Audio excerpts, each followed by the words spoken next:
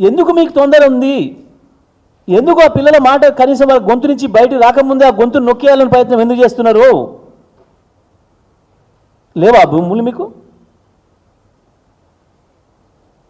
Fourth city, future city, 420 city, 4 brothers city అని చాలా సిటీలు కడుతున్నారు కదా. ఆడ ఉన్నది కదా భూమి. 400 కాకపోతే 1400 ఎకరాలు ఇచ్చుకోవడానికి ఉంది కదా. 14,000 ఎకరాలు మేమే సేకరించి పెట్టిపోయిన భూమి ఉన్నది కదా అక్కడ ఫార్మాసిటీ పేరు మీద. 30,000 ఎకరాలు చేస్తే 40,000 ఎకరాలు చేస్తే అని తిరుగుతున్నారు కదా మీరందరూ. 200 ఫీట్ల రోడ్లు వేస్తే 400 ఫీట్ల రోడ్లు వేస్తే అని చెప్పి ప్రజల భూమి లాక్కుంటున్నారు కదా. అక్కడ అమ్ముకోవచ్చు కదా నువ్వు. పిల్లలు వద్దన్న చోటనే అమ్మాలనే నీ పట్టుదలైంది. ఎవరిని మోసం చేయడం కొరకు, ఎవరిని దగా చేయడం కొరకు.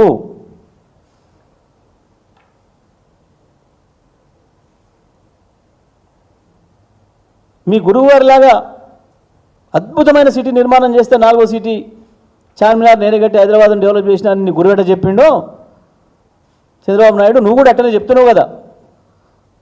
40,000 ఎకరాలతో అద్భుతమైన 4th సిటీ ఏర్పాటు చేస్తా అని చెప్పి. అక్కడ రాదు 400 ఎకరాలు. ఎందుకు మధ్యరాత్రులు పోవాలి? నీ భూమి నిజమే అయితే, నువ్వు సొంత దారివే అయితే, నువ్వు హక్కుదారివే అయితే ఎందుకు దొంగలాగా మధ్యరాత్రి పోయినావు? ఎవడైనా వాని ఇంట్లోకి వాడు బాజాప్తా పోతాడు.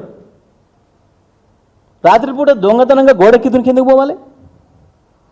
ఇప్పటికే హైకోర్టు అనేక సార్లు చివాట్లు పెట్టింది.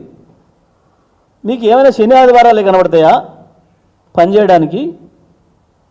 రాత్రిపూటనే మీరు పనిచేయాలనా?